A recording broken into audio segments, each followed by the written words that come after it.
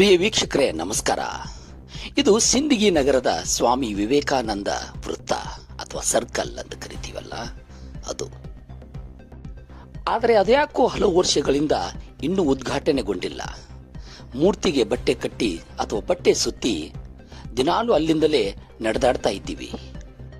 ನಾಳೆ ಊರಲ್ಲಿ ಸಮ್ಮೇಳನಗಳು ಅಥವಾ ರಾಷ್ಟ್ರೀಯ ಹಬ್ಬಗಳು ಬಂದಾಗ ಬಟ್ಟೆ ಸುತ್ತಿದ ಆ ಮೂರ್ತಿಗೆ ದೀಪದಿಂದ ಅಲಂಕಾರ ಮಾಡಿ ಶೃಂಗಾರ ಮಾಡಿ ನಮ್ಮನ್ನು ನಾವೇ ಸಂಭ್ರಮಿಸಿಕೊಳ್ತೀವಿ.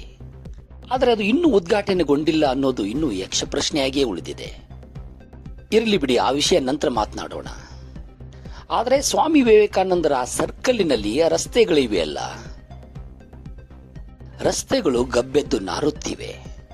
ಕಾಲಿಗೆ ಹಾಕುವ ಚಪ್ಪಲಿಗಳು ಶೋರೂಮ್ದಲ್ಲಿ ಇಟ್ಕೊಂಡು ಮಾರಾಟ ಮಾಡ್ತಾ ಇದ್ದೀವಿ. ಹೊಟ್ಟೆಗೆ ತಿನ್ನಬೇಕಾದ ತರಕಾರಿಗಳು ರಸ್ತೆ ಬದಿಯಲ್ಲಿ ಇಟ್ಕೊಂಡು, ಅದು ಇಂಥ ರಸ್ತೆಯಲ್ಲಿ ಇಟ್ಕೊಂಡು ಮಾರಾಟ ಮಾಡ್ತಾ ಇದ್ದೀವಿ ಅಥವಾ ಕೊಳ್ಳ್ಕೊಳ್ತಾ ಇದ್ದೀವಿ. ಇದು ಎಷ್ಟು ಸರಿ? ಈ ರಸ್ತೆ ಇಷ್ಟು ಗಲೀಜಾಗಲು ಕಾರಣ ಯಾರು? ನಗರಸಭೆಯೋ, ಶಾಸಕರೋ, ಪತ್ರಕರ್ತರೋ, ಅಥವಾ ಈ ಊರಿನ ಸಂಘ ಸಂಸ್ಥೆಗಳು? ಒಟ್ಟಿನಲ್ಲಿ ಸಿಂದಗಿಯ ನಾಗರಿಕರು? ನಾನು ಇಲ್ಲ, ನೀವು? ಒಟ್ಟಿನಲ್ಲಿ ಯಾರೋ ಕಾರಣರಿದ್ದಾರೆ. ಆದರೆ ಐತಿಹಾಸಿಕ ಸಾಂಸ್ಕೃತಿಕ ಪರಂಪರೆ ಉಳ್ಳಂತಹ ಸಿಂದಗಿ ನಗರಕ್ಕೆ ಇದು ಶೋಭೆ ತರುವಂತದ್ದಲ್ಲ. ಈ ದಾರಿ